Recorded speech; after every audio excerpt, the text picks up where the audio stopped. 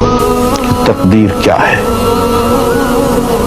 اگر سب کچھ پہلے سے ہی لکھا لکھایا ہے تو ہم اپنے اعمال کے ذمہ دار کس طرح ہوئے؟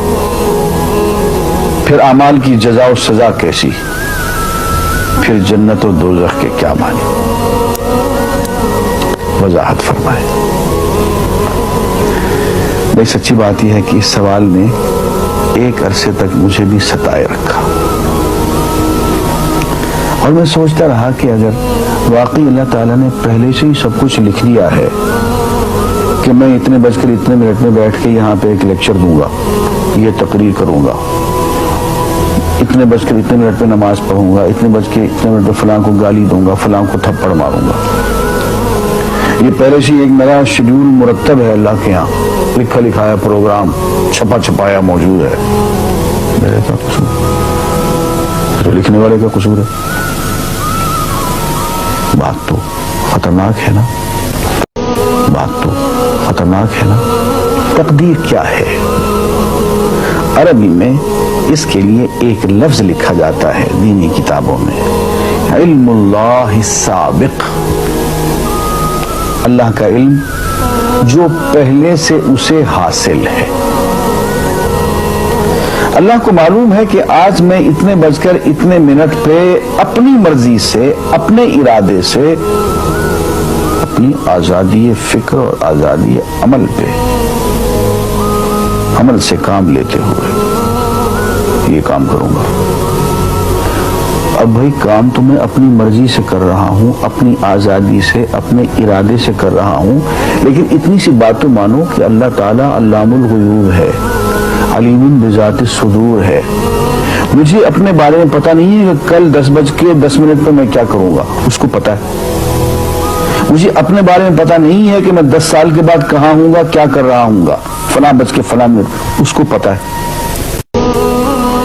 اس کو میرے آزادانہ، خود مختارانہ، فری ول کے ساتھ کیے ہوئے اعمال کا پتہ ہے کہ میں اپنی مرضی سے، اپنے فری ول کے ساتھ، اپنے ارادے سے اتنے بج کر اتنے منٹ پہ کیا کروں گا۔ یہ اس نے اپنے ہاں لکھ رکھا ہے، اس لیے کہ اس کو پوری کائنات کا نظام چلانا ہے۔ اس کا علم جو ہے وہ صحیح ہے، لیکن اس کا علم میرے ارادے سے نہیں ٹکراتا ہے۔ یہ بات میں ایک مثال سے سمجھاؤں گا۔ میرے ساتھ ایک واقعہ پیش ہو گیا، اس دن مجھے تقدیر سمجھ میں آ گئی کہ ہوتی کیا ہے۔ 1971 کی بات ہے کہ یہاں اکاؤنٹنٹ جنرل آفس میں ڈپٹی اکاؤنٹنٹ جنرل تھا۔ اس زمانے میں ایک مشہور نجومی تھا شیخ صادق، یہاں قلعہ گزر سنگھ میں رہتا تھا، وہ پتہ نہیں بیچارہ زندہ ہے یا فوت ہو گیا۔ انہوں نے دروازہ کھولا، میرے کمرے میں آ گیا۔ کہاں صاحب ہم آپ کی خدمت کرنا چاہتے ہیں، ہم آپ کو مستقبل کے بارے میں کچھ بتانا چاہتے ہیں۔ میں نے کہا میرے پاس فضول باتوں کے لیے وقت نہیں ہے، میں علم نجوم وغیرہ کو اس قسم کے یہ فضول باتوں کو میں نہیں مانتا ہوں، مشغول آدمی ہوں، ان چکروں میں مجھے مت ڈالو۔ انہوں نے کہا صاحب مجھے صرف 1 منٹ تو آپ دے دیں۔ میں نے کہا ہاں 1 منٹ دیتا ہوں۔ اس نے ایک بہت بڑا کاغذ میرے سامنے لکھا جس پہ 40 خانے بنے ہوئے تھے، 40 چیزوں کے نام لکھے ہوئے تھے، مختلف چیزوں کے نام، کتاب، قلم، اینک، کاپی، دوات، پینسل، میز، بادل، برکھا، مسجد، مندر، ایسی ایٹ رینڈم چیزوں کے نام، 40 چیزوں کے نام لکھے ہوئے تھے۔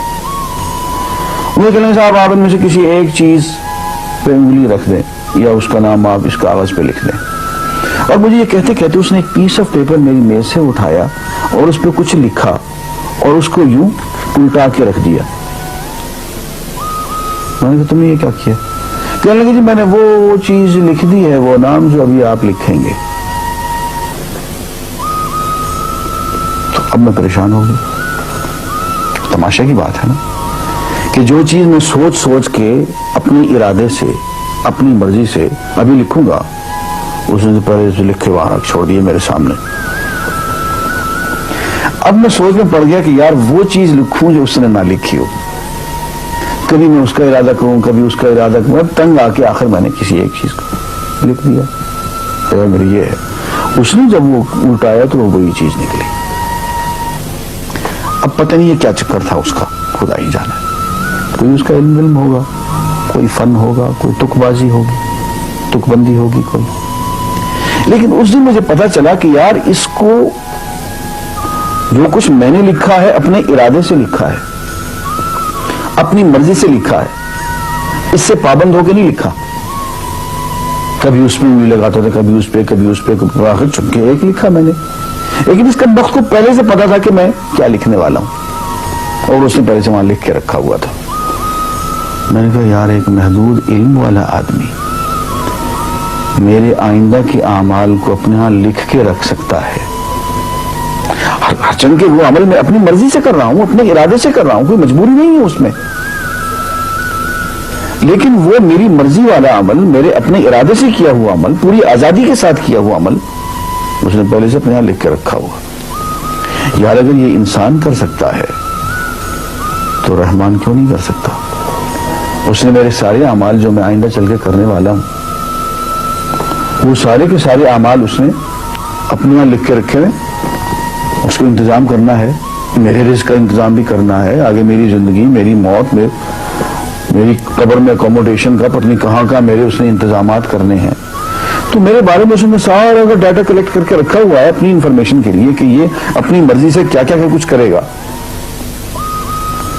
تو اس کے لکھے ہوئے ہونے سے میری مرضی ختم نہیں ہوتی، میری ذمہ داری ختم نہیں ہوتی، میرا ارادہ، میری فری ول ختم نہیں ہوتی.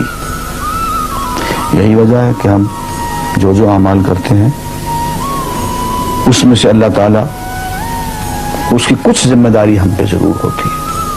کچھ کام اللہ تعالیٰ کا ایک نظام ہے، اس میں شاید ہماری ذمہ داری نہ ہو، وہاں جبر ہو. لیکن کچھ اعمال ایسے ہیں جن میں خالصتاً ہمیں آزادی حاصل ہے، ہمیں اختیار حاصل ہے، ہم ان کے ذمہ دار ہیں، ہمیں ان پہ جزا ملے گی، ہمیں ان پہ سزا ملے گی، اللہ تعالیٰ بچائے. اور جزا ملے گی تو جنت ہوگی، سزا ملے گی تو دوزخ ہوگی. لیکن آزادی عمل اور ارادہ ضرور ہے. یہ الگ بات ہے کہ اللہ تعالیٰ کو پہلے سے ہی معلوم ہے کہ ہم اپنے ارادے سے اور اپنی آزادی اور اپنی مرضی سے ہم آج اور کل اور پرسوں اور سال بھر کے بعد اور 10-20 سال کے بعد ہم کیا کیا کریں گے اس کے ہاں لکھا ہوا ہے. وَعِندَهُ عِلْمُ الْكِتَابِ، اس کے ہاں سب کچھ لکھا ہوا ہے. لیکن ہم جو کرتے ہیں اپنے ارادے سے کرتے ہیں اور اس کے ذمہ دار ہیں. وآخر دعوانا الحمدللہ رب العالمین.